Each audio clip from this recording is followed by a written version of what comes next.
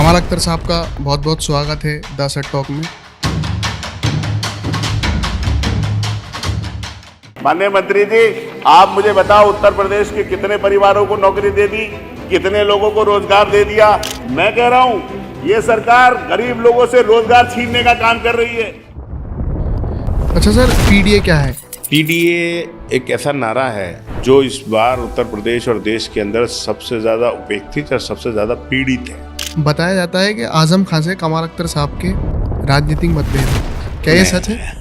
देखिए, आजम खान साहब हमारे राज्यसभा सांसद थे तो आपने सदन में महिला बिल फाड़ दिया था, ऐसा क्यों किया था आपने? कल कोई भी बिल आएगा, अगर कोई आदमी उसका विरोध करेगा, उसके सुझाव नहीं माने जाएंगे तो सरकार हर बिल को तानाशाही तरीके से पास कराने का काम करेगी।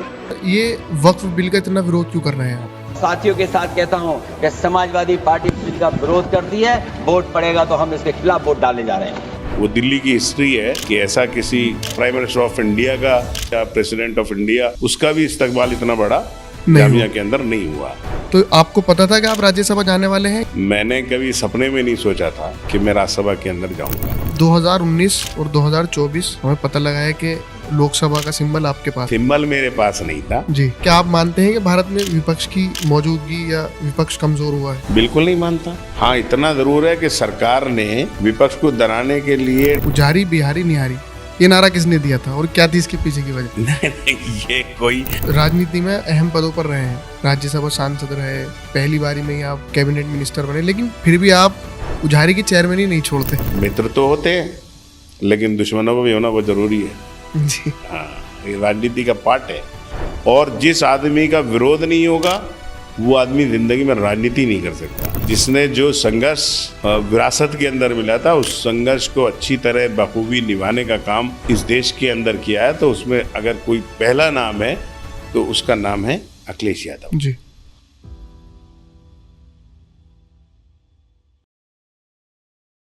कमाल अख्तर साहब का बहुत बहुत स्वागत है द सेट टॉक में और बहुत बहुत शुक्रिया मुझे वक्त देने के लिए। शुक्रिया। सबसे पहले आप के इस प्रोग्राम के अंदर मैं बहुत शुक्रगुजार हूँ कि आपने अपने इस प्रोग्राम के ज़रिए मुझे अपनी बात लोगों तक पहुँचाने का मौका दिया। बहुत बहुत शुक्रिया। मेरे लिए बहुत एजाज़ की बात है कि मैं आपका पॉडकास्ट कर रहा हूँ। सर, मेरा सवाल आपसे सबसे पहला सवाल था कि आपने राजनीति की शुरुआत क्यों की? क्योंकि आप एक छोटे शहर से आते हैं, छोटे से कस्बे से आते हैं, उजारी से, तो क्या कोई ऐसी घटना हुई जिससे प्रेरित होकर आपने सोचा कि आपको राजनीति में आना चाहिए? नहीं, एक पारिवारिक परंपराएं होती हैं। जिस घर में बच्चा पैदा होता है उस घर में जो जिस तरह का माहौल, जिस तरह का आचरण, जिस तरह की मतलब जो संस्कृति होती है एक तरह की जी, जो जिस तरह का माहौल देखता है तो उसी तरह से वो आगे बढ़ने लगता है। जी, मेरे वालिद साहब गांव के प्रधान रहे, ग्राम सभा उजारी के। अच्छा। तो हम लोग जब पैदा हुए तो उसके बाद अपने घर में राजनीति का हम लोगों ने राजनीति देखी शुरू से। फिर मेरे दादा भी उत्तर प्रदेश जनरल सेक्रेटरी थे मुस्लिम लीग के, जब डिस्ट्रीब्यूशन हुआ हिंदुस्तान पाकिस्तान का, और हम लोगों ने फैसला किया कि हम लोग हिंदुस्तान के अंदर रहेंगे जी। और वहाँ से फिर जब वालिद साहब हमारे राजनीति के अंदर थे तो हम लोगों को भी राजनीति के अंदर दिलचस्पी होने लगी। और जब हम लोगों ने 12th किया, 12th करने के बाद फिर हम लोगों को मौका मिला जामिया मिलिया इस्लामिया के अंदर जी। और वहाँ पर भी हम लोगों ने मतलब जो स्टूडेंट्स की वेलफेयर की लड़ाई थी उस लड़ाई को हम लोगों ने लड़नी शुरू की। आहिस्ता आहिस्ता हम लोग वहाँ पर लोगों के काम करके स्टूडेंट के हक की लड़ाई लड़के राजनीति के अंदर आ गए। यही हम लोगों का शुरू का मोमेंट था राजनीति का। जी। अच्छा, जामिया मिलिया इस्लामिया बहुत बड़ी यूनिवर्सिटी है, अलग अलग राज्यों से लोग वहाँ पर पढ़ने आते हैं, तो वहाँ पर आपने वहाँ के स्टूडेंट को कैसे रिझाया? मतलब आपने उनसे क्या कहा जो उन्होंने आपको वोट किया? नहीं, जामिया मिलिया इस्लामिया इस हिंदुस्तान की टॉप यूनिवर्सिटी में पहली या दूसरे रैंक पे आती है जी। और अकेले हिंदुस्तान नहीं पूरी दुनिया के लोग जामिया में तालीम हासिल करने आते हैं जी। और मेरे लिए फ़ख्र की बात है कि मैं जामिया यूनिवर्सिटी के अंदर मैंने तालीम हासिल की और मुझे वहाँ पर जो स्टूडेंट थे उनकी नुमाइंदगी करने का मौका मिला। जी। और कोई ऐसा मैंने सोच के राजनीति नहीं शुरू की थी कि मैं वहाँ पर लोग मुझे एक एज ए प्रेसिडेंट वहाँ मौका देंगे स्टूडेंट यूनियन का, बल्कि हम लोगों का मकसद वो सारे छात्र जो जिनके साथ एडमिनिस्ट्रेशन जो जातियाँ करता था, जिनके साथ एडमिशन के नाम पर, जिनके साथ टेस्ट के नाम पर, जिसके साथ शॉर्ट अटेंडेंस के नाम पर या और तरह की जो परेशानियाँ थी स्टूडेंट्स की, उन स्टूडेंट्स की परेशानियों को लेकर हम लोग एक्टिव हुए जी। और अल्लाह का करम रहा कि सारा एक छोटी छोटी जैसे बूंद से समंदर बनता है, सब जगह के लोग मिलते गए, एक कारवां बना और हम लोगों को 1993-94 में छात्र संघ के चुनाव के अंदर जामिया मिलिया इस्लामिया के वो सारे स्टूडेंट, मैं उनका भी शुक्रगुजार हूँ जिन्होंने मुझे एक सबसे कम उम्र में और सबसे ज़्यादा वोट से जीतने वाले प्रेसिडेंट के रूप में जामिया में मौका दिया। जी।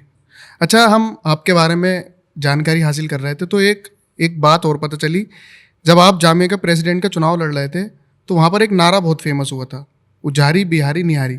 ये नारा किसने दिया था और क्या थी इसके पीछे की वजह? नहीं, ये कोई नारा नहीं था। बेसिकली क्या है, मतलब हर जगह एक चुनाव का ट्रेंड होता है जी। वहाँ पहले चुनाव होता था यूपी वर्सेस बिहार, वहाँ अच्छा। चुनाव होता था मतलब वेस्टर्न यूपी, ईस्टर्न यूपी, जी। तो कई मतलब चुनाव के मुद्दे हुआ करते थे। लेकिन पहली बार ऐसा हुआ कि जब पश्चिम उत्तर प्रदेश और पूरे उत्तर प्रदेश के लोगों के साथ साथ बिहार के लोग भी साथ में जुड़े।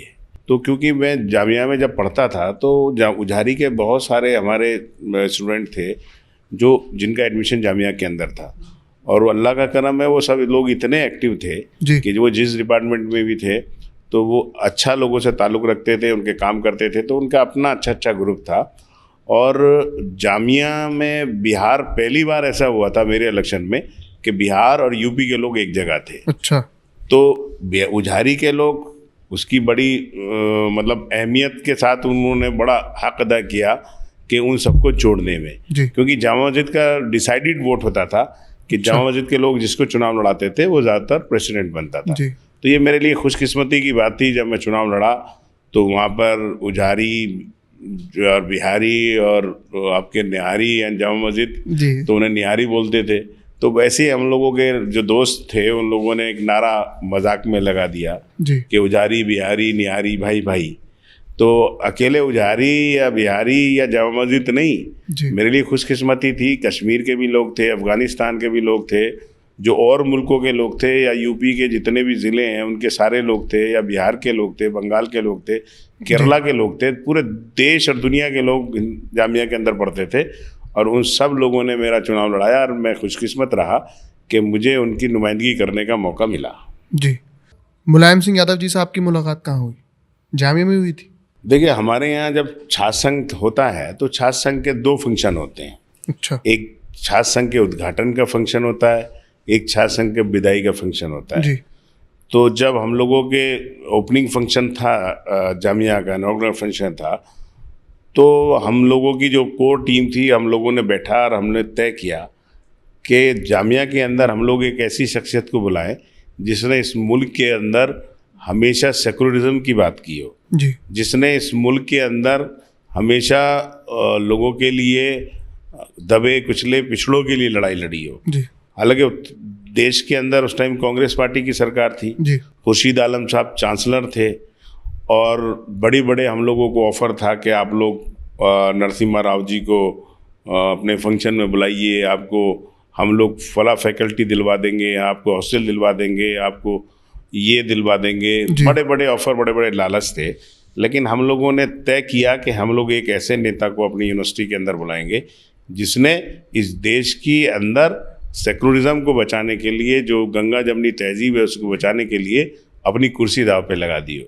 और वो एक शख्स जब पूरे सिनेरियो के अंदर हमने देखा तो उस शख्स का नाम था मुलायम सिंह यादव। हमने डिसाइड किया, उस टाइम मुलायम सिंह यादव ना मुख्यमंत्री थे, ना मुलायम सिंह यादव उस टाइम पे रक्षा मंत्री थे, सिर्फ समाजवादी पार्टी के प्रेसिडेंट थे।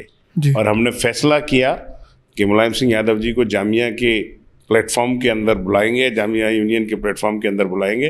और हमने सब लोगों ने मुलायम सिंह जी को बुलाया और उनका एक ऐसा ऐतिहासिक इस्तकबाल जामिया मिलिया इस्लामिया के अंदर हुआ। वो दिल्ली की हिस्ट्री है कि ऐसा किसी प्राइम मिनिस्टर ऑफ इंडिया का या प्रेसिडेंट ऑफ इंडिया उसका भी इस्तकबाल इतना बड़ा जामिया के अंदर नहीं हुआ।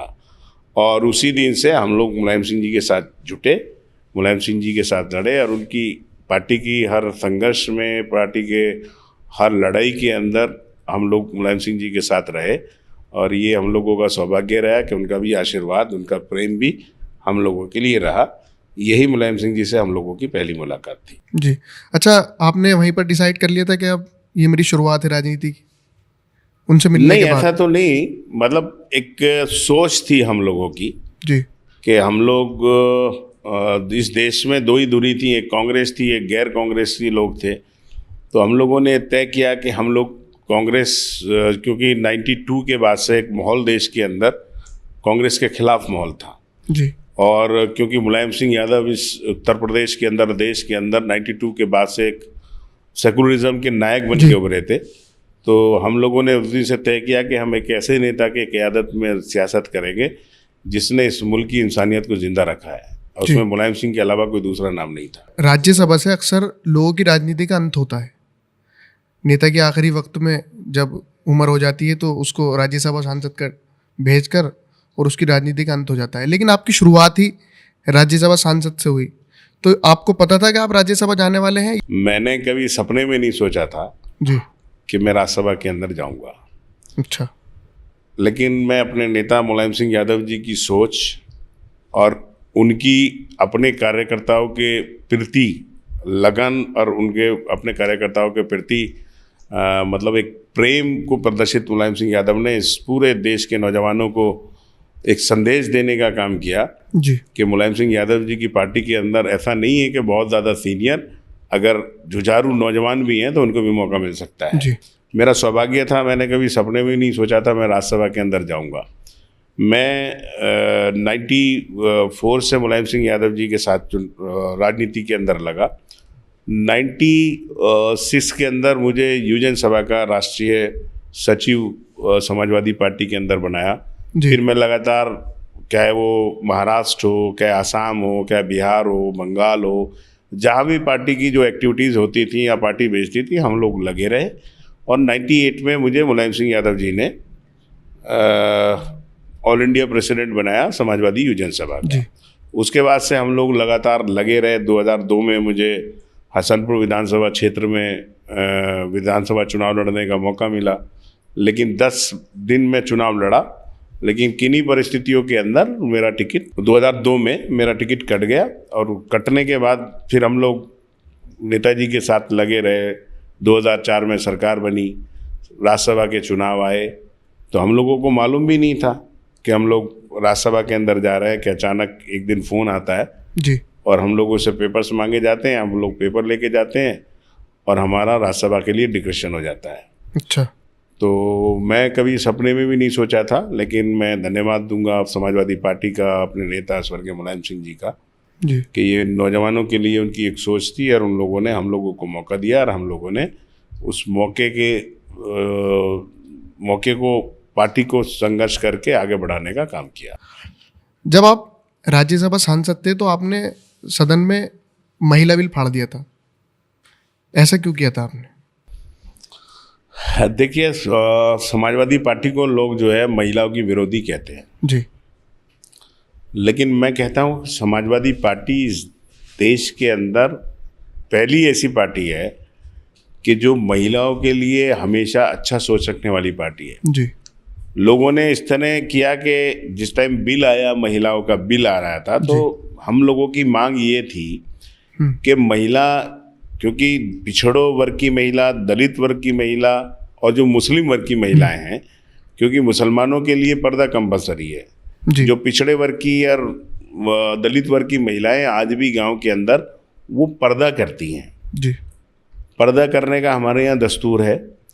तो हम लोगों की सिर्फ इतनी सी मांग थी कि आप दलित आरक्षण 33% नहीं, आप उससे भी ज़्यादा लेके आइए। अच्छा, हम उसका विरोध नहीं कर रहे हैं, लेकिन उसके अंदर आप माइनॉरिटी का, उसके अंदर दलित का और पिछड़ों का कोटा फिक्स कर दीजिए। जी, और एक चीज़ और उस आरक्षण के अंदर थी कि वो रोटेशन कर रहे थे, रोटेशन, आरक्षण का रोटेशन। अच्छा, यानी कि अमरोहा विधानसभा से अगर महिला को फिक्स हो गई तो अगली बार वो अमरोहा महिला के लिए रिजर्व नहीं रहेगी। नहीं हो सकता। तो जो महिला एमपी बनेगी, जब उसे ये पता चलेगा कि मैं महिला इसमें एमपी बन गई हूँ और अगली बार मैं यहाँ से नहीं लड़ूंगी, तो क्या वो जनता के काम करती, क्या वो क्षेत्र का काम करती? वो तो MP बनती, चली जाती। तो हम लोगों की, मुलायम सिंह जी की ये मांग थी, समाजवादी पार्टी की ये मांग थी कि आप आरक्षण भी लाइए, हम उनका स्वागत करते हैं, लेकिन गांव में रहने वाली वो गरीब पिछड़ी महिला जो पिछड़े वर्ग से आती है, हमारे गांव में रहने वाली वो दलित महिला जो दबी कुचली है, हमारी वो मुस्लिम बहन जो पर्दे के अंदर रहती है, अगर आप उसके लिए फिक्स नहीं करेंगे तो उससे महिलाओं को न्याय नहीं मिलेगा। और जब हम लोगों की इस मांग को नहीं मांगी तो हमारे संविधान में एक अधिकार है कि हम लोग अपना विरोध दर्ज कराएं। तो उसमें कोई ऐसा बिल नहीं फाड़ा था। जब मंत्री जी ने उसे पेश किया संसद के अंदर, तो हम लोगों ने उसको छीन के और उसको फाड़ने का काम किया था। तो वो बिल हमने इसलिए फाड़ा था कि वो दबी पिछड़ी दलित मुस्लिम महिलाओं के हक की लड़ाई थी, वो कोई इंडिविजुअल लड़ाई नहीं थी। और उसके लिए समाजवादी पार्टी हमेशा संघर्ष करती है और करती रहेगी। जी। अच्छा, 2019 और 2024 दोनों लोकसभा चुनाव में हमें पता लगा है कि लोकसभा का सिंबल आपके पास नहीं ऐसा कुछ लेकिन नहीं आप है। चुनाव नहीं लड़े। नहीं, सिंबल मेरे पास नहीं था जी। मैं लड़ना चाहता था। अच्छा।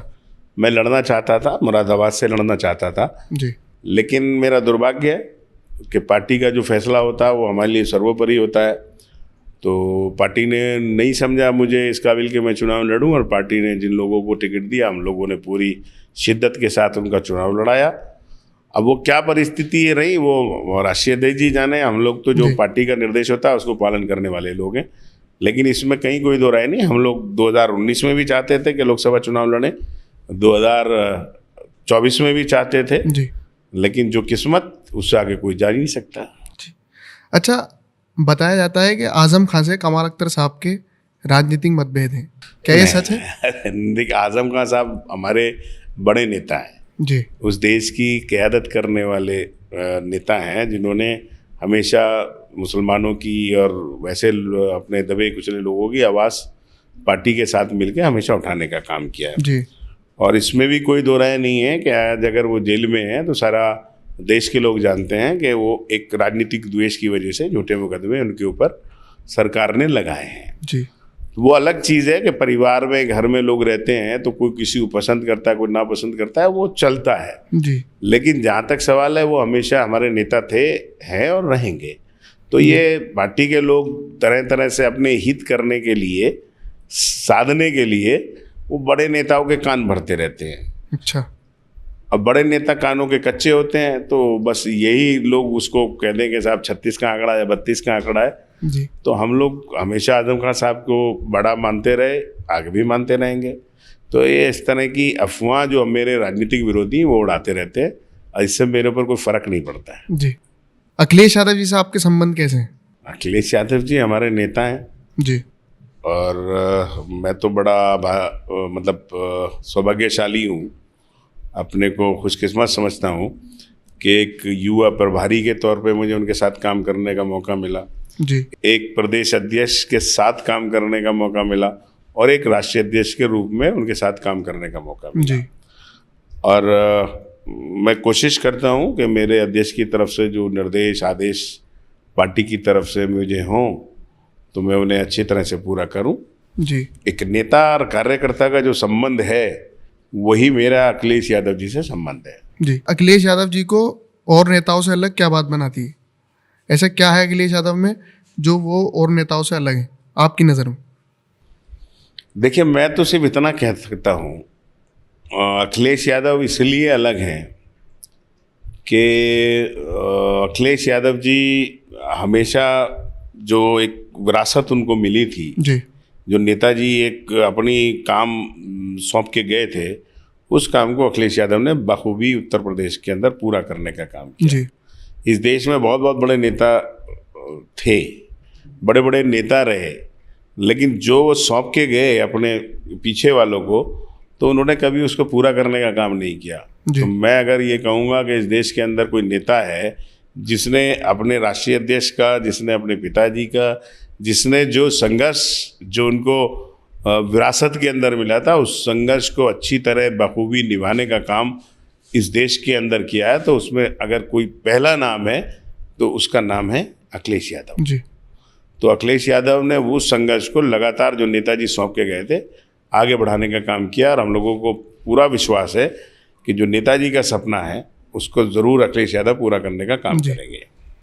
समाजवादी पार्टी में 5 बार या 6 बार जीते हुए विधायक हैं, लेकिन उसके बावजूद भी समाजवादी पार्टी ने आपको विधानसभा में मुख्य सचेतक बनाया, तो इसको कैसे देखते हैं आप? नहीं, ये सब देखिए, ऐसा है ना, राजनीति में कोई क्वालिफिकेशन नहीं होती। अच्छा।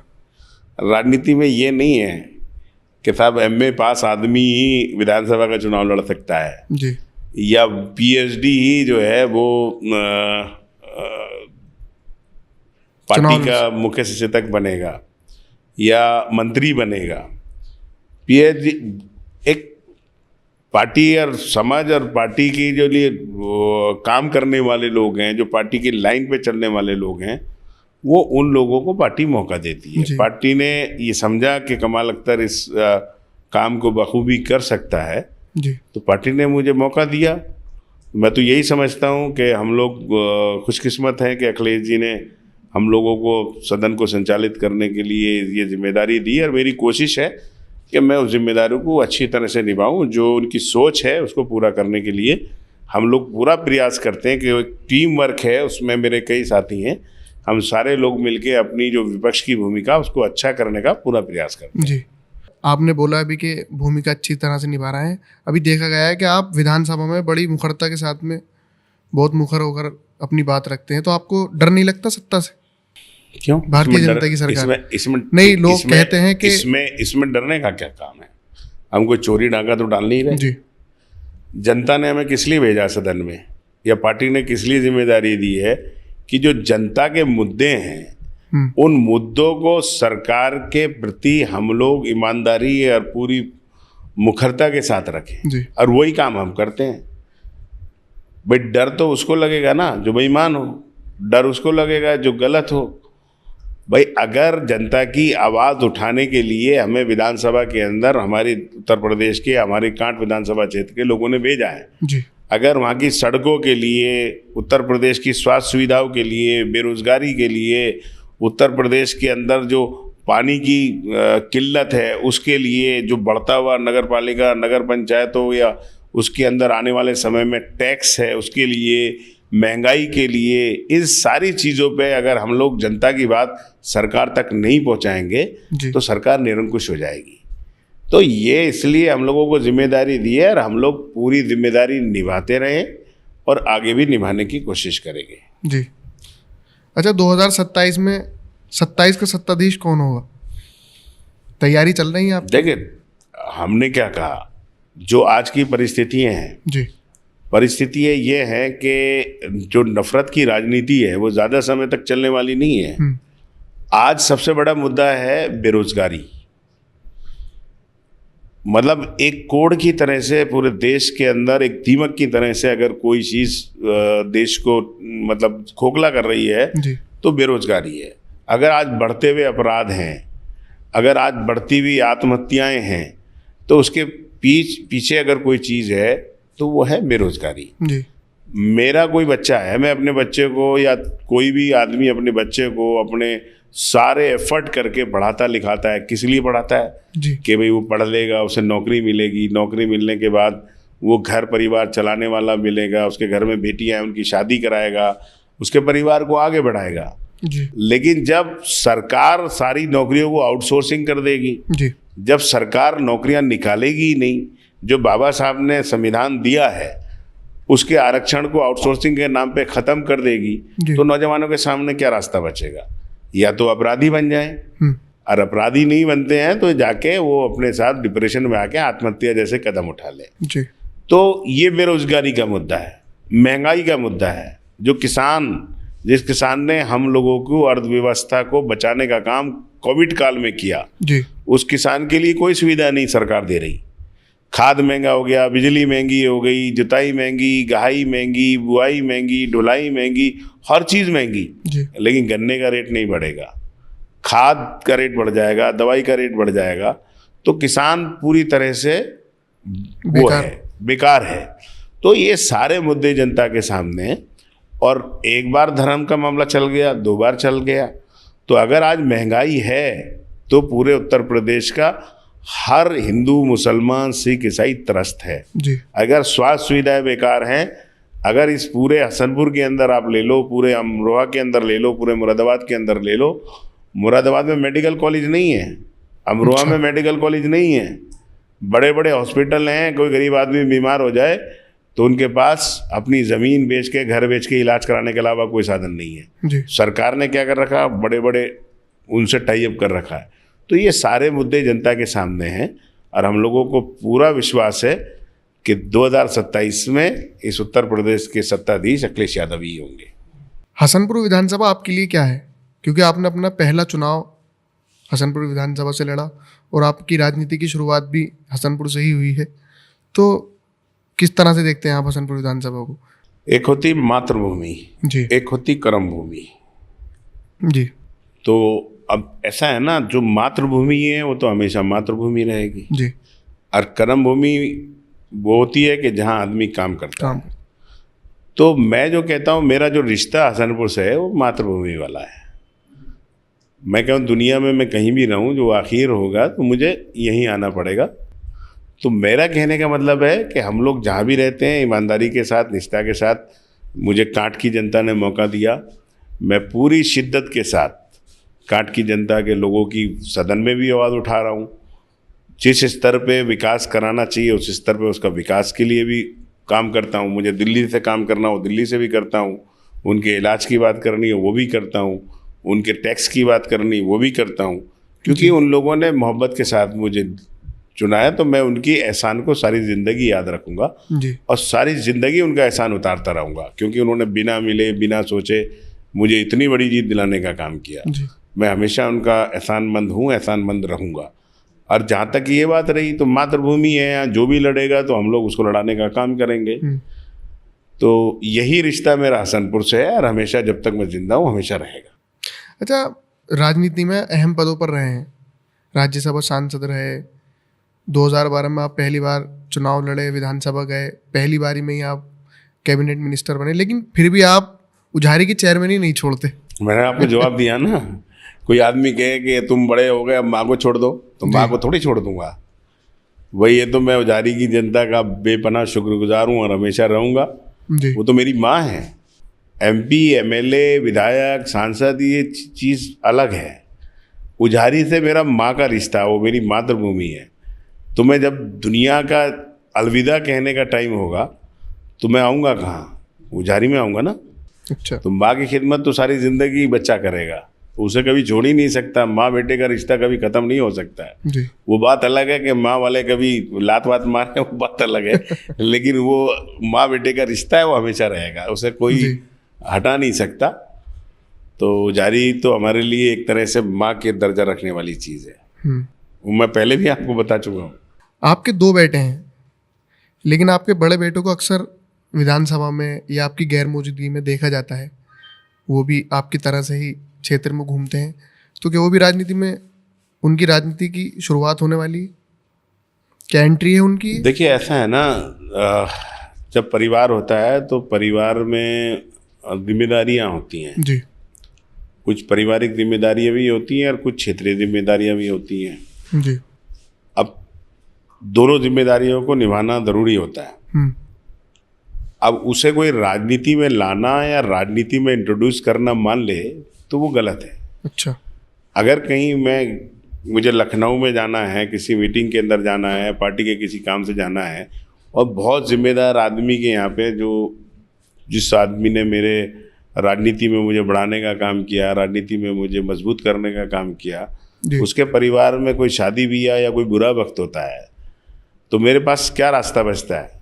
या तो मैं पार्टी का वो कार्यक्रम छोड़ूं जी, या फिर मैं अपने परिवार के किसी आदमी को भेज दूं, मेरी गैर मौजूदगी के अंदर मेरी नुमाइंदगी वो वहाँ करे। जी। तो ऐसा नहीं है, अगर मेरी पत्नी जाती है, मेरी पत्नी भी यहाँ चुनाव लड़ी है, बहुत सी जगह मेरी पत्नी भी चली जाती है, बेटे मेरे बच्चे अभी छोटे हैं, तो मेरा बेटा चला जाता है, तो इसका मतलब ये नहीं कि वो राजनीति में मैं उसे इंट्रोड्यूस कर रहा हूँ जी, या राजनीति में लेके आ रहा हूँ।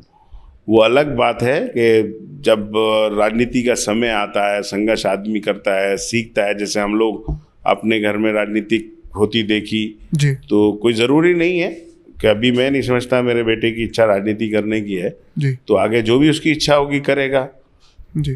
तो बच्चे को दरिया के अंदर छोड़ तो दिया जाता है, लेकिन तैरता वो खुद ही है। कोई तैरना सिखाता नहीं है, तालाब में छोड़ देते हैं। बत्तख का बच्चा देखा ना आपने, खुद ही तैरता है। जी तो वो इस तरह का अभी कुछ नहीं है। अभी तो सिर्फ एक नॉर्मल चीज़ है कि जहाँ हम नहीं हैं, हमारी गैर मौजूदगी है, तो अपने किसी अजीज़ के यहाँ हमारी गैर मौजूदगी को मौजूदगी करने के लिए जी परिवार के लोगों को भेजा जाता है। जी। अच्छा, युवाओं को राजनीति में आना चाहिए या नहीं? देखिए, बिल्कुल आना चाहिए राजनीति के अंदर। राजनीति एक ऐसा प्लेटफॉर्म है जी जहाँ आप देश की भी सेवा कर सकते हो, जहाँ आप गरीब की भी सेवा कर सकते हो, जहाँ आप मतलब कोई वर्ग ऐसा नहीं है जो राजनीति में आप आकर जिस वर्ग के लिए आप लोग काम नहीं कर सकते। ये मैं इसलिए कहता हूँ नौजवानों को राजनीति में आना चाहिए। जी आप एक नौजवान आदमी है, गरीब आदमी है, उसे इलाज की ज़रूरत है। जी अगर आप उसको ले जाकर एम्स में एडमिट करा देते हैं, उसकी जान बच जाती है, तो वो राजनीति है कि राजनीति के ज़रिए आप लोगों ने एक आदमी की जान बचा दी। जी कोई आदमी अगर आप वकील को, अच्छे वकील को करा दें, किसी मुकदमे के अंदर बेकसूर आदमी की जान बचा दें, तो एक सामाजिक सेवा ही है। जी जिस तरह से कहीं अन्याय हो रहा है, किसी बेकसूर आदमी के साथ अन्याय हो रहा, तहसील में डीएम के यहाँ, एसडीएम के यहाँ हो रहा है, तो आप लोग राजनीति करके अगर किसी पार्टी या संगठन से जुड़ के आप उसकी मदद करते हैं, जी तो निश्चित तौर पर वो एक सवाब का और भलाई का काम है। उसी तरह आप आगे बढ़ने के बाद एमपी एमएलए बनते हैं। एमपी एमएलए बन के आप नौजवानों की आवाज़ पार्लियामेंट के अंदर, विधानसभा के अंदर उठाते हैं। जी जो अपने क्षेत्र के मुद्दे हैं या और दूसरे मुद्दे हैं, उन्हें उसके अंदर उठाते हैं। तो मैं समझता हूँ राजनीति अगर कोई आदमी ईमानदारी और उसके साथ करता है, तो राजनीति से अच्छा कोई प्लेटफॉर्म नहीं है गरीबों की मदद करने का, लोगों के साथ इंसाफ करने का, लोगों को हक दिलाने का। जी तो इसलिए मैं ये चाहता हूँ कि नौजवानों को राजनीति के अंदर आना चाहिए और अपने मुल्क की, अपने जिस जगह का वो रहने वाला है उस जगह की खिदमत करनी चाहिए और अपने कम्युनिटी की और अपने लोगों की खिदमत करनी चाहिए। तो इसलिए मैं समझता हूँ नौजवानों को ज़रूर राजनीति में आना चाहिए। जी। अच्छा, राजनीति से पहले आप क्रिकेट के बहुत शौकीन थे, उस वक्त को मिस करते हैं आप, क्रिकेट वाले दौर को? नहीं, देखो, मैं तो आज भी मैं बताता हूँ, आज भी मुझसे लोग पूछते हैं कि तुम्हारी ज़िंदगी का सबसे अच्छा पल कौन सा था, अच्छा, मतलब गोल्डन पीरियड कौन सा था।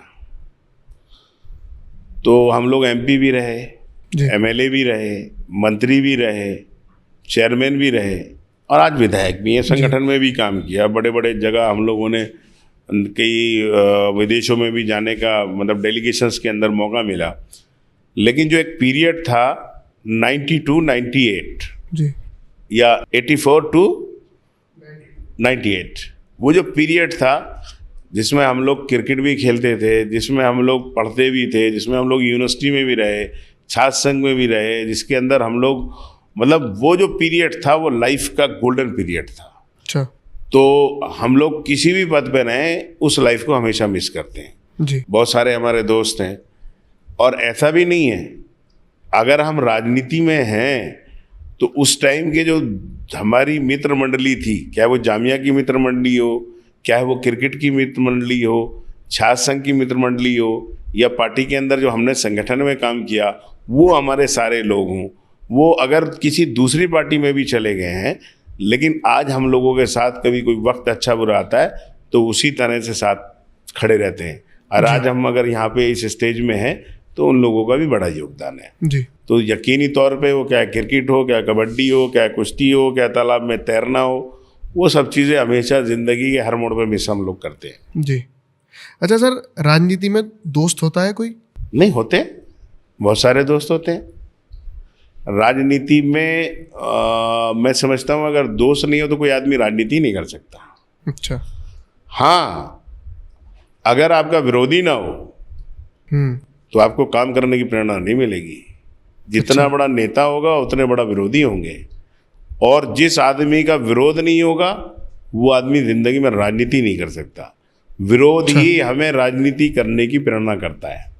अगर हम लोग ये समझ लें कि सब बढ़िया, सब आदमी अच्छे कह रहे हैं, सब आदमी भला कह रहे हैं, तो हम लोग सोचेंगे अरे आज छोड़ो, अब सुबह को उठते ही नहीं, लोगों को थाने जाना, तहसील जाना, कचहरी जाना, अस्पताल में भर्ती कराना या किसी के लिए फ़ोन करना, किसी के लिए करना, छोड़ो यार अब क्या, सब लोग खुश हैं जी। लेकिन जब हम देखते हैं कि हमारा विरोधी हमसे ज़्यादा काम कर रहा है तो हमारे अंदर अपना आप ही एक वो चीज़ आती है कि यार उससे बढ़िया काम करना है कि लोग हमें पसंद करें।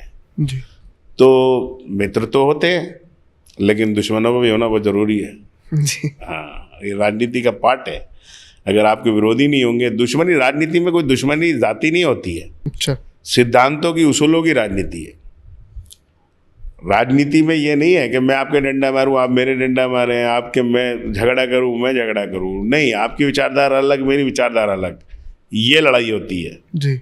लेकिन जब समय आता है तो एक दूसरे के साथ शादी में भी खड़े होते हैं, बुरे वक्त में भी। अगर हमारे विरोधी के कहीं में मौत होती है तो हम लोग तो जाते हैं उसके यहाँ। जी।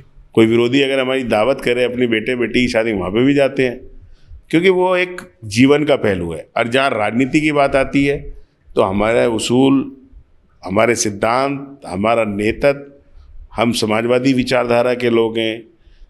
मुलायम सिंह जी की विचारधारा, लोहिया जी की विचारधारा, जनेश्वर जी की विचारधारा, अखिलेश जी के सिद्धांत, अखिलेश जी के काम, वो हमारे लिए पहले है जी। तो हमारी उनसे यही लड़ाई है कि हम समाजवादी विचारधारा के लोग हैं, वो दूसरी विचारधारा के लोग जी। हैं। पीडीए क्या है? पीडीए के जरिए ही समाजवादी पार्टी हिंदुस्तान की तीसरी सबसे बड़ी पार्टी बनकर आई है और लोकसभा चुनाव में बहुत ज़बरदस्त प्रदर्शन भी किया है और इसी पीडीए के जरिए अखिलेश यादव जी अपनी राजनीति को आगे बढ़ा रहे हैं। तो ये पीडीए क्या है, अगर एक आम नागरिक को समझाना हो? पीडीए एक ऐसा नारा है जी। जो इस बार उत्तर प्रदेश और देश के अंदर सबसे ज़्यादा उपेक्षित और सबसे ज़्यादा पीड़ित है। अच्छा। ये वो सारे कम्युनिटी हैं जिनके साथ सरकार जुल्म, जाति और अन्याय इस 10 साल की, 11 साल की देश की और 9 साल की उत्तर प्रदेश की सरकार कर रही है। जी। हमारे नेता जननायक, पीडीए नायक अखिलेश यादव ने एक नारा दिया पीडीए का, जी। जिससे घबरा गई सरकार। कई तरह से भ्रमिक प्रचार लोगों ने किए कि ये साहब, कई बीजेपी के नेताओं ने अलग अलग डेफिनेशन दी, लेकिन अखिलेश जी ने कहा पीडीए, पी फॉर पिछड़ा। इस देश के अंदर जो 80% पिछड़े हैं, वो किसी भी कम्युनिटी से हो, मुस्लिम कम्युनिटी के हों या दूसरे कम्युनिटी के हों, पिछड़े हैं, जी। उनके हक की लड़ाई। डी फॉर दलित। जी। जो दलित इस देश के अंदर किसी भी, चाहे वाल्मीकि हो, जाटव हो, पासी हो, फसिए हो, या जो भी कम्युनिटी के दलित लोग हैं, जो आज देश के अंदर अगर पूरे, आप, मैं नहीं कह रहा हूँ, ये एनसीआरबी के आंकड़े हैं, अगर कहीं पर भी दलितों के साथ सबसे ज़्यादा जुल्म, जाति, अन्याय हो रही है तो उत्तर प्रदेश और देश के अंदर दलितों के साथ इस बीजेपी की सरकार के अंदर अन्याय हुआ है। जी। उनकी नौकरियां छीनी जा रही हैं, उनके आरक्षण जो बाबा साहब ने दिया है उस आरक्षण को ख़त्म करने का काम किया जा रहा है। तो यही नारा अखिलेश जी ने दिया कि दलित लोग पूरी बड़ी तादाद में समाजवादी पार्टी के साथ खड़ा हुआ और एक जननायक के रूप में 2024 में इस देश की तीसरी बड़ी पार्टी बनने का काम समाजवादी पार्टी ने किया और 2027 में भी यही पीडीए जो है उत्तर प्रदेश के अंदर भारतीय जनता पार्टी के घमंड को तोड़ने का काम करेगा। जी। अच्छा सर, ये वक्फ बिल का इतना विरोध क्यों कर रहे हैं आप? देखिए, जब कोई भी सरकार जी किसी एक कम्युनिटी के लिए उसके हक को संख्या के बल पर कुचलने का काम कर रही है जी। तो हमारे पास कोई रास्ता नहीं बचता कि हम लोग जाएं और जाकर देश के अंदर बड़ी अदालत के अंदर जाएं। इसीलिए पूरी देश की, जब पार्लियामेंट ने वक्फ अमेंडमेंट जो है पास कर दिया, पार्लियामेंट के अंदर, राज्यसभा के अंदर राष्ट्रपति ने साइन कर दिए, तो अब सुप्रीम कोर्ट ही रास्ता बचता है। हम लोगों का ये कहना है, कोई जो वक्फ बोर्ड हैं या वक्फ की कम्युनिटी हैं, आखिर इतनी मोहब्बत भारतीय जनता पार्टी को इस 11 साल के अंदर मुसलमानों से कहाँ से हो गई? अच्छा। कि उन्हें जो है वक्फ के ज़रिए मुसलमानों की फैला बहबूदगी, मुसलमानों की तरक्की के, मतलब भारतीय जनता पार्टी ने इतना बड़ा मुसलमानों की फैला बहबूदगी का, उनकी अच्छाई के अंदर काम लिया हो। जी। मेरा सिर्फ इतना सा कहना है, भाई आप जितने अमेंडमेंट उसके अंदर लेके आए हैं तो आप जो वेब बाई यूजर का वो लेके आए हैं, तो आप जो इतना विपक्ष कह रहा है, मुसलमान वो कह रहे हैं, तो आप क्यों उनकी नहीं सुनते हो? जी आप किसी भी देश के अंदर जो संस्थाएं हैं, अच्छी बात है, संस्थाएं सब धर्म की हैं, मजहबों की हैं, वो अच्छी बात है जी। कि जितना मैं अपने मजहब के बारे में अच्छी तरह से जानता हूँ, दूसरे मजहब का आदमी को पढ़ना पड़ेगा उस मजहब के बारे में, जी उस जानने के लिए। तो जब देश में किसी भी धर्म, किसी भी बोर्ड के अंदर, किसी भी मजहब के बोर्ड के अंदर कोई गैर मजहब का आदमी नहीं है, तो आखिर जी। वक्फ बोर्ड के अंदर गैर मजहब का आदमी क्यों? तो क्यों नहीं सुनती सरकार? तो जाहिर सी बात है, जैसे 3 तलाक हो गई, CNRC हो गई, तो ये चौथा एक मुसलमानों को एक तरह से मतलब उनके हकूक़ को मारने का फैसला सरकार का है। जी अब जिस दुनिया की, इस हिंदुस्तान की सबसे बड़ी अदालत पे पूरे मुल्क के जितने माइनॉरिटी और मुस्लिम लोग हैं उनकी निगाह है, और हम लोगों को मालूम है, जी यकीन है अदालत के ऊपर कि इस वक्फ एक्ट में हम लोगों को इंसाफ मिलेगा सुप्रीम कोर्ट से। जी। अच्छा सर, अब मैं जो सवाल करने जा रहा हूँ उनका आपको सिर्फ एक लाइन में जवाब देना है। सबसे पहला सवाल था कि आपकी पार्टी की विचारधारा मौजूदा सरकार से किस तरह से अलग है? ये इसलिए अलग है कि जो मौजूदा सरकार है उसकी विचारधारा है नफरत, अच्छा बंटवारा, और समाजवादी विचारधारा है प्यार, मोहब्बत, सबका सम्मान। क्या आप मानते हैं कि भारत में विपक्ष की मौजूदगी या विपक्ष कमज़ोर हुआ है? बिल्कुल नहीं मानता। हाँ, इतना ज़रूर है कि सरकार ने विपक्ष को डराने के लिए अघोषित इमरजेंसी ज़रूर लगा रखी है। जी। जो हथकंडे विपक्ष को दबाने के वो सारे सरकार लगा रही है। आप सरकार की किस नीति से असहमत हैं? सरकार की कोई नीति ऐसी नहीं है जिससे हम लोग सहमत हो जाएं। सरकार जो भी काम कर रही है वो भेदभाव से कर रही है। जी। अच्छा, क्या आपको लगता है कि सरकार लोकतांत्रिक संस्थाओं को कमज़ोर कर रही है? यकीनी तौर पे। इसमें क्या राय है? अच्छा जब देश की जनता कह रही है कि बैलेट से वो कराना चाहिए, तो सरकार को कहना चाहिए कि हाँ कराएंगे बैलेट से पेपर। जी जैसे अभी जातीय जनगणना पे सरकार ने कहा कि हम कराएंगे, तो इसी तरह से सरकार को कहना चाहिए कि अगला चुनाव बैलेट पेपर से हम कराएंगे। सरकार को कहना चाहिए कि हम लोग अलग से एक नौजवानों को रोज़गार देने के लिए रोज़गार आयोग बनाएंगे, जी किसानों को उनका आयोग अलग बनाएंगे। तो निश्चित तौर पे जो हमारी संवैधानिक संस्थाएं थी उनको कमज़ोर करने का काम इस सरकारों ने किया है। जी। अच्छा, आपकी नज़र में सरकार की सबसे बड़ी असफलता क्या है? लोगों को अच्छा इलाज ना मिलना, नौजवानों को रोज़गार ना मिलना, और जो उन्होंने वादे किए थे अपने मैनिफेस्टो के अंदर उन पे सब पे विफल होना। अच्छा, बेरोजगारी पर आपकी पार्टी के पास में क्या समाधान है? हम बाबा साहब के आरक्षण के अनुरूप लोगों को रोज़गार देंगे, जो रिक्वायरमेंट है उसे रोज़गार देंगे, जी और जो कोशिश है हम लोगों की कि लोगों को आउटसोर्सिंग ना मिलके स्थायी रोज़गार मिले, जी। ये हम लोगों की सरकार की प्राथमिकता रहेगी।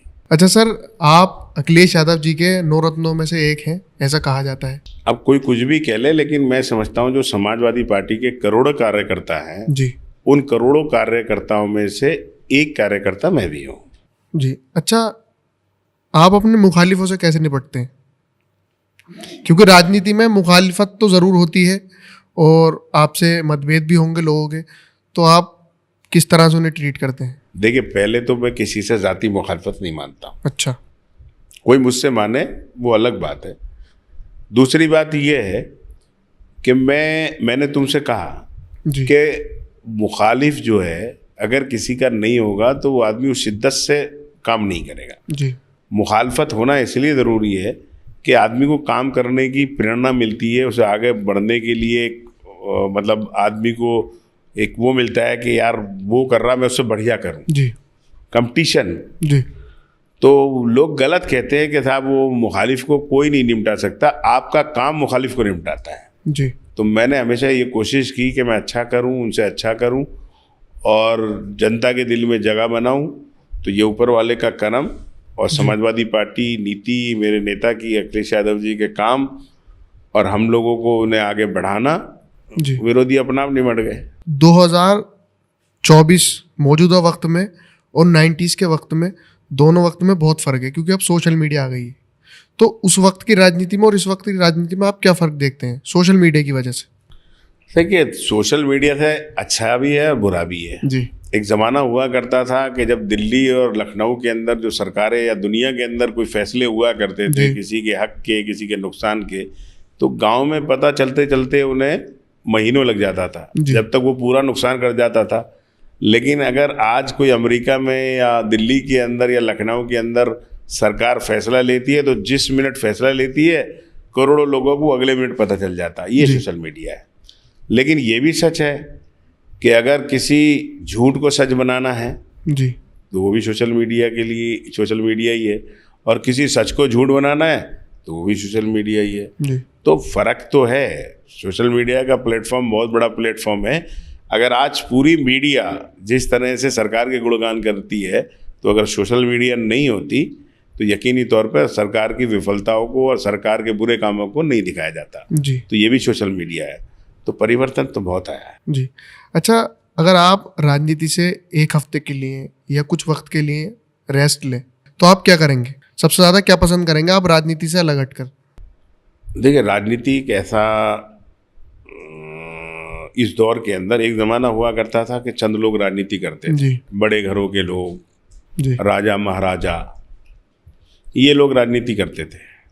लेकिन अगर आज सबसे ज़्यादा नौकरियों के अंदर कंपटीशन आया है जी। अगर सबसे ज़्यादा अगर आज मतलब जिस तरह से किसी भी चीज़ के अंदर कंपटीशन आया तो राजनीति के अंदर भी कंपटीशन आया। जी।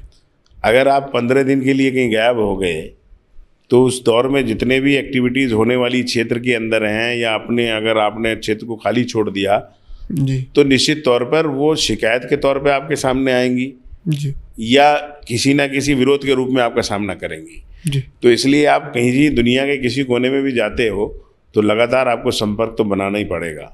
जी। आपको उसे आप छुट्टी नहीं ले सकते। पार्ट टाइम राजनीति नहीं है।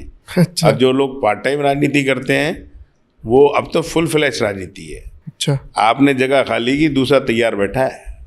आप 2012 में राज्य मंत्री भी रहे, कैबिनेट मंत्री भी रहे, तो आपने हसनपुर के लिए क्या किया? देखिए, मैं अकेले हसनपुर के लिए या हसनपुर विधानसभा क्षेत्र के लिए 2012 में नहीं जी। मैं 2004 में सरकार रही। अच्छा। यहाँ पे मुलायम सिंह जी मुख्यमंत्री रहे इस क्षेत्र के अंदर जब वो हसन गंगेत्री विधानसभा हुआ करती थी। तो हमने तब से लेके, मैं राज्यसभा का एमपी रहा, तब से लेके जब कभी भी मौका मिला तो हसनपुर क्षेत्र के लिए हम लोगों ने काम करने का काम किया। जी। जब मैं 2004 में मुलायम सिंह जी उझारी के अंदर जनसभा करने आए थे तो सबसे पहले हसनपुर के लिए स्टेडियम घोषित करके गए थे। अच्छा। क्योंकि हम लोग क्रिकेट यहाँ पे खेले, हम लोग पले बड़े, तो हम लोग देखते थे कि खेलने के लिए एक सुखदेवी इंटर कॉलेज का ग्राउंड था जी। और जब कॉलेज वाले उसे मना कर देते थे तो उसमें बंद हो जाता था। तो हम लोगों का एक था कि एक बड़ा स्टेडियम इस क्षेत्र के अंदर होने चाहिए और यहाँ से अच्छे खिलाड़ी निकल के देश के अंदर जाएं। जी। लेकिन दुर्भाग्य कि वो ज़मीन कॉलेज मैनेजमेंट ने नहीं दी तो वो नहीं बन पाया। अच्छा। हम लोग राज्यसभा के अंदर गए, राज्यसभा बने तो हम लोगों ने तो भी हसनपुर के लिए काम करने का काम किया। और जब 2012 में हम लोगों को हसनपुर विधानसभा के क्षेत्र की जनता ने मौका दिया जी। तो जितने भी मंत्री के रूप में या वैसे काम हो सकते थे, जैसे जितने हसनपुर विधानसभा क्षेत्र के अंदर अगर सबसे बड़ी समस्या थी तो बिजली की समस्या थी। तो 12-33-11 kV के बिजली घर हम लोगों ने सरकार में बनाने का काम किया। अच्छा। उझारी 33-11 kV बनाया, गारापुर 33-11 kV बनाया, उसके बाद रेहरा वो 33-11 kV बनाया, आदमपुर 33-11 kV बनाया, आपके मंगरौला 33-11 kV बनाया, आपके सीता जगदेपुर 33-11 kV बनाया। जी। तो जो करीब 12 हम लोगों ने बनाए और चचौरा का जो 132 था वो भी उसी समय स्वीकृत हुआ था, लेकिन बना अब जी। ये सारे बिजली घर बनवा के इस क्षेत्र की बिजली व्यवस्था हम लोगों ने सुदृढ़ करने का काम किया। जी। कोई क्षेत्र क्या ऐसा गांव नहीं है जिसके अंदर समाजवादी पार्टी की सरकार के अंदर सड़कें ना हो, कोई ऐसे संपर्क मार्ग नहीं है जो नहीं बने हो। हसनपुर में एक अंतर्राज्यीय बस अड्डा हम लोगों ने बनवाया, डिग्री कॉलेज हसनपुर में हम लोगों ने बनवाया। हसनपुर के अंदर जो ट्रांसफार्मर की समस्या थी वो, सड़कों की समस्या थी वो, बिजली अलग हसनपुर के लिए देने का, बिजली घर देने का हम लोगों ने काम किया। जी उसके बाद जो आपके ब्लॉक उझारी अलग हम लोगों ने बनाने का काम किया। रेरा के अंदर ITI हम लोगों ने बनाया, डिग्री कॉलेज हम लोगों ने बनाया, महिलाओं के लिए 50 बेड का अस्पताल बनवाया, 100 बेड का अस्पताल हम लोगों ने स्वीकृत कराया, लेकिन जगह नहीं मिल पाई तो नहीं बन पाया। जी तो इतना काम मैं समझता हूँ, हजारों करोड़ का काम इस विधानसभा के अंदर हम लोगों ने कराने का काम किया। जी वो अलग बात है, मैं आभारी हूँ अपने क्षेत्र की जनता के। उन्होंने एक बार मुझे मौका दिया और दूसरी बार हम लोग चुनाव हार गए। जी लेकिन जब कभी भी हम लोगों को सरकार के अंदर मौका मिला या मिलेगा तो हमेशा हसनपुर के लिए हम लोग काम करने का काम जी। करेंगे। अच्छा, वर्तमान में आप कांट से विधायक है, तो वहाँ के लिए आप क्या कर रहे हैं इस वक्त? जिस तरह से हम लोगों ने हसनपुर के लिए काम किया, बस ये हमारा दुर्भाग्य है कि कांट की जनता ने जो मोहब्बत, जो प्यार, खुलूस मुझे दिया, जो एहसान मुझे मेरे ऊपर किया, मैं उस एहसान को काम के बदले नहीं उतार पा रहा हूँ क्योंकि सरकार नहीं है। जी लेकिन जब भी मौका मिलता है, कांट की क्या है, वो पेंटून पुल का मामला हो, जी कांट के जो बैंडेड उद्योग है उसकी फ्लैट रेट पे बिजली का मामला हो, या उस क्षेत्र की सड़कों का मामला हो, या मेडिकल कॉलेज का मामला हो, या जो भी उस क्षेत्र की समस्याएं हैं, बिजली घर का मामला हो, अच्छी बिजली व्यवस्था का मामला हो, बस स्टैंड का मामला हो, या वहाँ से जाने वाली बसों की सुविधा का मामला हो, तो वो सदन से लेके अधिकारियों से मिलके हम लोग उठाने का काम करते हैं कि वहाँ की जनता को जो वो चाहती है उसके हम लोग पूरे करें। जी और हम लोगों ने काफ़ी ऐसी चीज़ें हैं जो, जैसे एक गांव पड़ता था हसनगढ़ी, वहाँ आज़ादी से लेकर 78 साल के बाद जी उस गांव के लोगों ने सड़क नहीं देखी थी। जी हम लोगों ने प्रयास किया, वो सड़क बनी। बहुत सारे ऐसे जगह हैं जो वहाँ पर लोग आज भी बाढ़ की वजह से पूरी फसलें बर्बाद हो जाती हैं। हम लोगों की कोशिश है कि वहाँ पर रामगंगा के ऊपर बांध बने, जी लेकिन बड़ा प्रोजेक्ट है, ये सरकार नहीं करेगी। लेकिन जब कभी भी समाजवादी पार्टी की सरकार आएगी तो सबसे पहले वहाँ पे बांध बना के उस क्षेत्र में जो फसलों की बर्बादी होती है उसे रोकने का हम काम करेंगे। जी मेडिकल कॉलेज ये सरकार नहीं बना रही।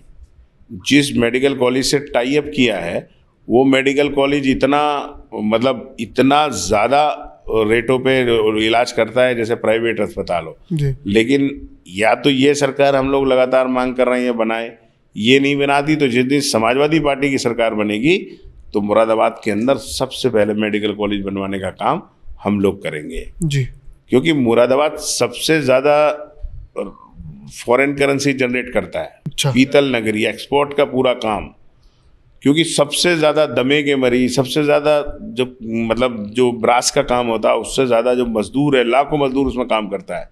तो अगर मेडिकल कॉलेज की सबसे ज़्यादा ज़रूरत है तो मुरादाबाद को है। लेकिन आज तक सरकार कहती है कि हमने 1 डिस्ट्रिक्ट 1 मेडिकल कॉलेज, लेकिन मुरादाबाद में मेडिकल कॉलेज नहीं, अमरोहा में मेडिकल कॉलेज नहीं, प्राइवेट मेडिकल कॉलेजों से टाइप कर रखा है।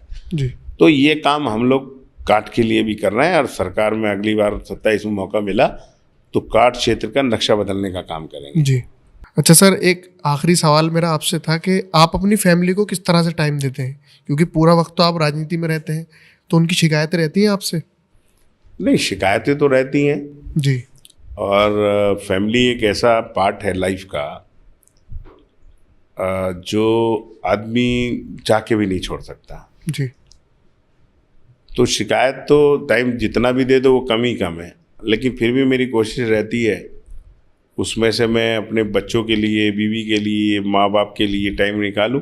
जी और क्योंकि ये मेरी खुशकिस्मती है कि मेरी वालदा भी पॉलिटिशियन रही, मेरे वालिद भी पॉलिटिशियन रहे जी, और मेरी बीवी भी पॉलिटिशियन है, तो सब समझते हैं। तो इसलिए वो सब समझते हैं जी कि भाई ये जो कर रहा है ये लोगों की खिदमत कर रहा है। जी और कोई माँ बाप, कोई बीवी ये नहीं चाहेगी कि उसका शौहर, उसका बेटा लोगों की खिदमत में न जाए, क्योंकि वो जानती हैं कि ये अगर कहीं जा रहा है, किसी के लिए भाग रहा है, दौड़ रहा है, तो ये लोगों की खिदमत के लिए दौड़ रहा है। जी तो अगर उन्हें कभी गुस्सा भी आता है इस बात पे तो उसे सह लेती हैं। मैं भी उन्हें बता देता हूँ, बताओ ऐसा नहीं करूँगा तो कैसे काम चलेगा। क्योंकि मेरी पत्नी भी लोकसभा चुनाव लड़ी, जी जब वो घूमी तो उसने देखा कि जनता कितना समाजवादी पार्टी को, कितना अखिलेश जी को, मुलायम सिंह जी को प्यार करती है, कितना कमाल अख्तर को चाहने वाले लोग हैं, और कितना हम लोग काम करते हैं। कहीं जाते थे तो वो बताते थे कि हमारे साहब ऐसे किया, हमारे शादी में आए, हमारे मरने में आए, जीने में आए। मेरी वालदा भी चेयरमैन रही, मेरे वालिद भी चेयरमैन रहे। जी तो इसलिए फैमिली को टाइम तो मैं जितना मेरी कोशिश होती मैं देता हूँ जी।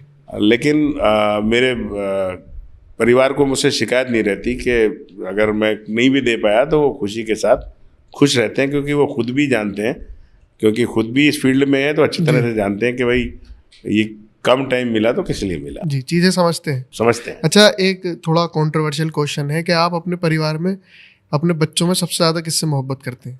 देखो ऐसा है ना, दुनिया में वो इंसान है ही नहीं जी कि जो अपने बच्चों के अंदर फ़र्क कर दे। अच्छा। भाई बच्चों के अंदर फ़र्क कर दे, फिर फ़र्क कितना करता कि मेरी पहली बेटी मेरी बच्ची मेरी बेटी थी जी। तो मैं सबसे ज़्यादा प्यार बेटी से करता था। अच्छा। उसके बाद मेरा बेटा आया तो मैं फिर बेटे से प्यार करने लगा। फिर उसके बाद मेरा छोटा बेटा आया तो फिर मैं छोटे बेटे से प्यार करने लगा। तो प्यार जैसे जैसे बच्चे दुनिया में आते रहे वैसे वैसे प्यार चलता रहा, और जब तीनों आ गए तो सबसे तीनों से बराबर प्यार है। जी। तो कोई माँ बाप बच्चों से बंटवारा नहीं कर सकता। जैसे आंखें में आदमी फ़र्क नहीं कर सकता ना, जी। तो ऐसे औलाद में भी कोई फ़र्क नहीं कर सकता है। जी। बेटा हो या बेटी हो सब बराबर होते हैं। और मैं, अल्लाह का करम है कि अल्लाह ताला ने मुझे इतने अच्छे बेटे दिए, बच्ची दी, और इतने अच्छा परिवार मुझे मिला। तो ये सब उसका करम है, और मैं अपने परिवार को बेपनाह प्यार करता हूँ। जी, बहुत बहुत शुक्रिया सर मुझे वक्त देने के लिए। आखिर में बस मैं चाहूँगा कि आप नौजवानों को एक मैसेज दे दें। अब मेरा पूरे इस शो को जो भी देख रहे हैं मेरे नौजवान साथियों से यही मेरी अपील है कि आप सब लोग इस राजनीति के फील्ड के अंदर आइए, क्योंकि इस राजनीति एक ऐसा प्लेटफॉर्म है जिसके ज़रिए आप अपने मुल्क की, अपने शहर की, अपने इलाके की खिदमत कर सकते हो, गरीबों की खिदमत कर सकते हो, और अपने देश को आगे ले जा सकते हो। और मैं द असद टॉक और सलीम साहब का ख़ास तौर से इस शो पे बुलाने के लिए बेपनाह शुक्रगुजार हूँ कि उनके ज़रिए इस बात को मैं बहुत सारे लोगों तक पहुँचा सका। बहुत बहुत शुक्रिया सर मुझे समझने के लिए।